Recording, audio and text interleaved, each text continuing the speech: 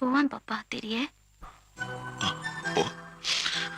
സാധാരണ മമ്മൂക്ക ലാലേട്ടൻ movies clash റിലീസായിട്ട് വരുമ്പോൾ 1992 ഓണത്തിനിറങ്ങിയ 2 പടങ്ങൾ അതിൽ അവരെക്കാൾ കൂടുതലായി ശ്രദ്ധിച്ചത് അതിലെ 2 കുട്ടികളെയായിരുന്നു. മമ്മൂക്കയുടെ പപ്പയുടെ സ്വന്തം അപ്പൂസ്, ലാലേട്ടന്റെ യോധ.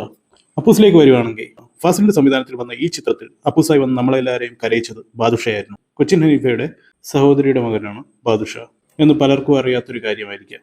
സിനിമയുടെ ക്ലൈമാക്സിലെ ആ പ്രകടനം മാത്രം മതി ബാദുഷ എന്ന ആ കൊച്ചുമിടുക്കന്റെ റേഞ്ച് മനസ്സിലാക്കുക. ബോക്സ് ഓഫീസ് കണക്കുകൾ അന്ന് യോധയേക്കാൾ മുന്നിലായിരുന്നു അപ്പൂസ്.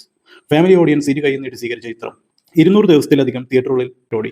ഇനി നമുക്ക് അക്കോസേട്ടന്റെ ഉണ്ണിക്കുട്ടനിലേക്ക് വരാം. അതിനെ കുറിച്ച് ആലോചിച്ച് എന്റെ ഉണ്ണിക്കുട്ടൻ ഈ കൊച്ചുമുട്ടത്തല പുണ്ണാക്കണ്ട.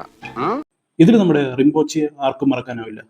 തൈപ്പറമ്പിൽ അശോകന്റെ സ്വന്തം ഉണ്ണിക്കുട്ടൻ, നേപ്പാളിയായ സിദ്ധാർത്ഥ് ലാമയാണ് റിംപോച്ചിയെ അവതരിപ്പിച്ചത്. അക്കോസേട്ട എന്ന ആ വിളി അശോകനും ഉണ്ണിക്കുട്ടനും തമ്മിലുള്ള ആത്മബന്ധവും മലയാളിക്ക് ഒരിക്കലും മറക്കാനാവില്ല. റിലീസ് ചെയ്ത സമയത്ത് അപ്പൂസിനോട് ബോക്സ് ഓഫീസിൽ ചെറിയ രീതിയിൽ പിന്നിലായിരുന്നെങ്കിലും കാലക്രമേണ സാറ്റലൈറ്റ് റൈറ്റ്സിലൂടെയും മറ്റു മലയാളികൾ റിപ്പീറ്റായി വാച്ച് ചെയ്യുന്നതിലൂടെയും മലയാളി ഏറ്റവും കൂടുതൽ തവണ കണ്ട ചിത്രമായി യോധ മാറി. സിദ്ധാർത്ഥ് ലാമ പിന്നീട് വളർന്ന ശേഷം ഇടവപ്പാതി എന്ന സിനിമയിൽ വീണ്ടും മലയാളത്തിലെത്തി. നിലവിൽ അദ്ദേഹം നേപ്പാളിലെ സ്പോർട്സ് കൗൺസിലിൽ ഒരു ഉദ്യോഗസ്ഥനായി ജോലി ചെയ്യുന്നു.